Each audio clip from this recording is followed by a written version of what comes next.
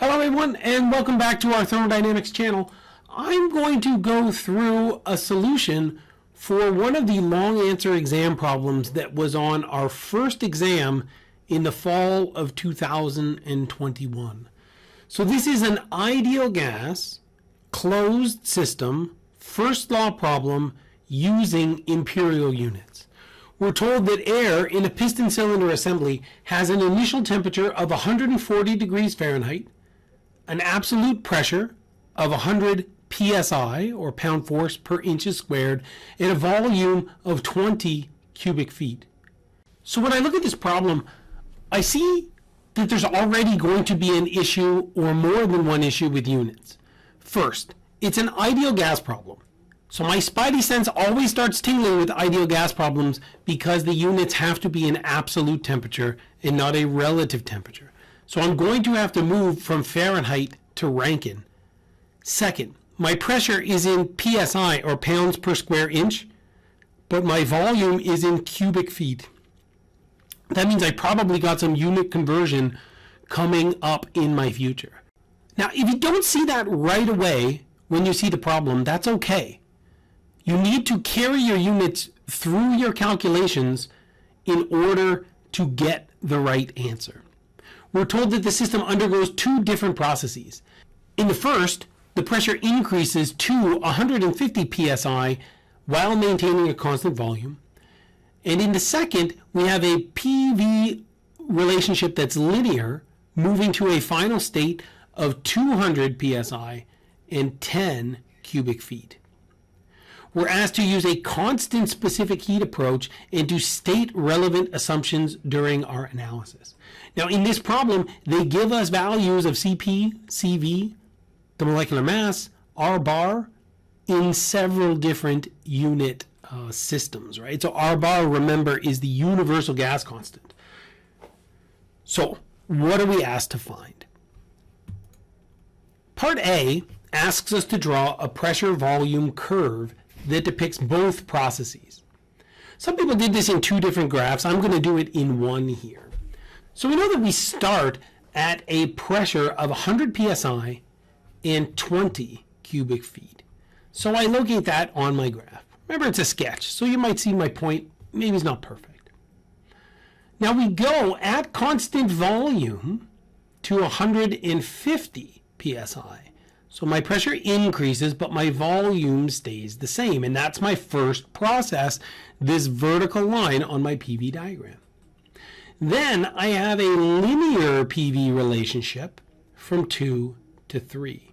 So a straight line from 2 to 3, and I'm told that state 3, I have 200 psi, so the pressure went up, and a volume of 10 cubic feet. Now, for some reason, our brain, sometimes we see this linear PV relationship and we think that that means PV is equal to constant. But that's not what it means. The equation for that line is y equals mx plus b. Right? And we'll see that when we have to find the work. The next thing we're asked to do is find the mass of air in the piston. When we're trying to find mass, we can use specific volumes and volumes. That might give us the mass, but we don't know the specific volume here. So usually, if it's a problem that involves ideal gases, we'll have to use the ideal gas law to find the mass.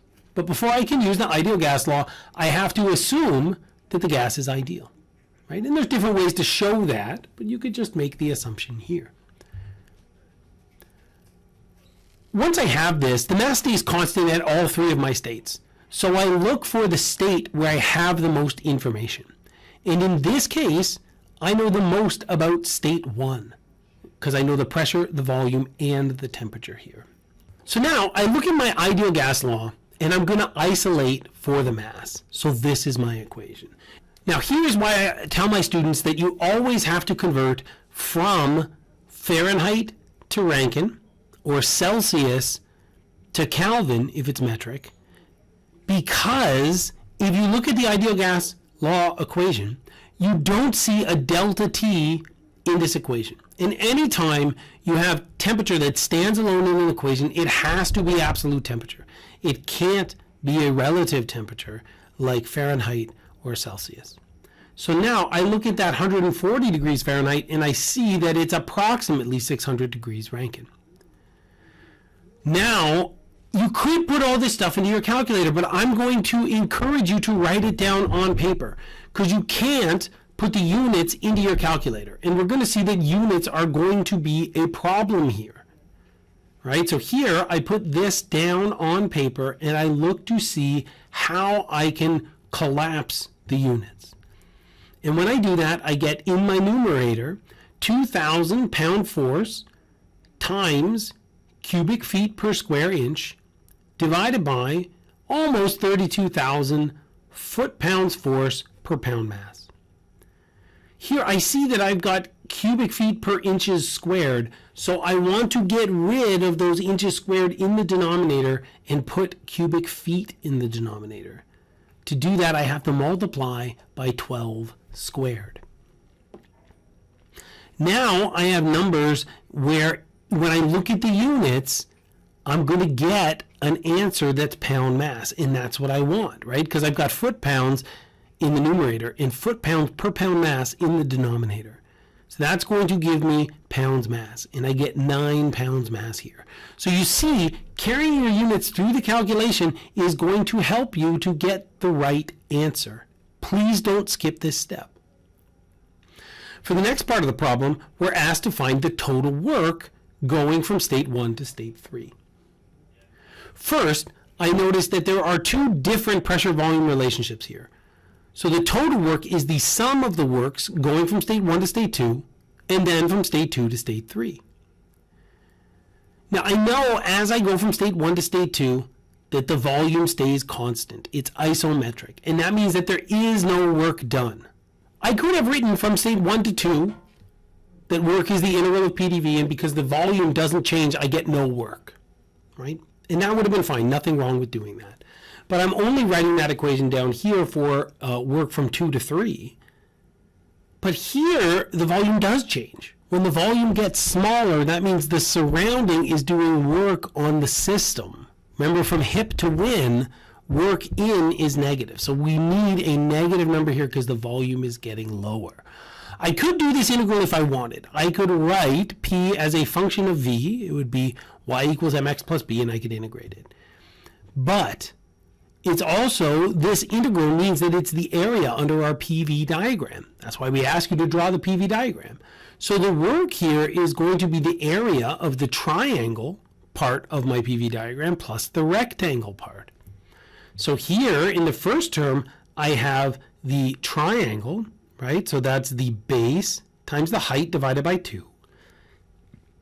And then for the rectangle, it's going to be the base times the height. I can start to put numbers in now. Right? I've done what I could symbolically. So I'm going to put numbers in, and I'm going to see what my units look like. But again, I've got cubic feet and square inches.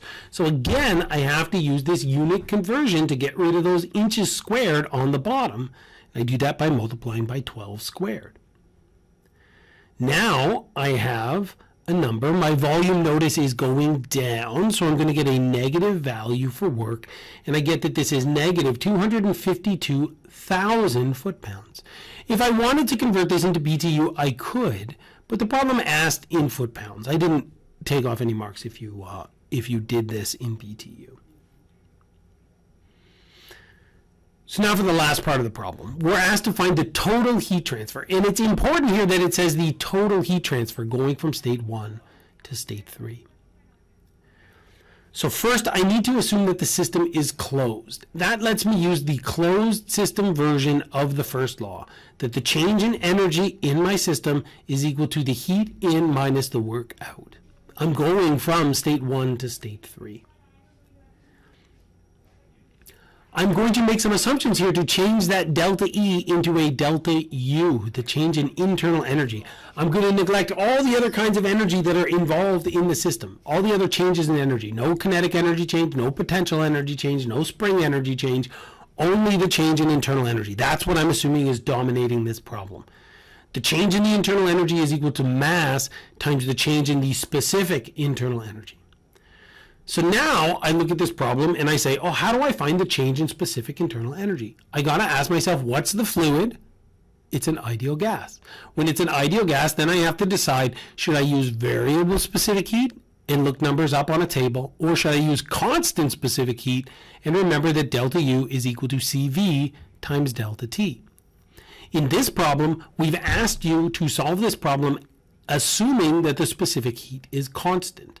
So U3 minus U1 becomes CV times T3 minus T1. That equals Q1 to 3 minus W1 to 3. I'm going to take this same equation, I'm just going to isolate for Q from 1 to 3 because that's the thing that I want to find. When I look at this, I know W1 to 3, that's what I solved in the previous part of the problem. I know mass, right? I solved that already too. CV was given. I had to demonstrate that I know to use CV and not CP here. T1 is given, but I don't know T3. Right? So how do I find T3? Again, I'm going to remember that this is an ideal gas law problem. So I know that PV is equal to MRT for both states. But it's also constant mass, because it's a closed system. And I'm assuming that there's no chemical reactions that take place here. So R, or the specific gas constant, also stays the same. So pressure times volume divided by temperature, notice not temperature differences, so these need to be in Kelvin. That's constant, PV over T. So P1 V1 over T1 has to equal P3 V3 over T3. I can isolate for T3, and now I can start to plug stuff in. Here, it's important that I keep T1 in Rankine. But the pressure, it doesn't really matter what unit I use as long as they're the same and they both have the same reference, right? And there's both absolute pressures, right? So 200 over 100, the volumes, as long as the units are the same, it's fine, right? 10 over 20. But notice this is 2 times 1/2, right? 2 times 1/2 is 1. So T3 ends up being 600 Rankine. 600 Rankine is T1. So T1 and T3 are both 600 Rankine. That means that the change in temperature is 0, which means that we assume that the change in the specific internal energy, or even the change in the internal energy, because we just multiply by mass, that's also going to be 0. That means, when we put that back into our equation, our first law, that Q from 1 to 3 is equal to W from 1 to 3.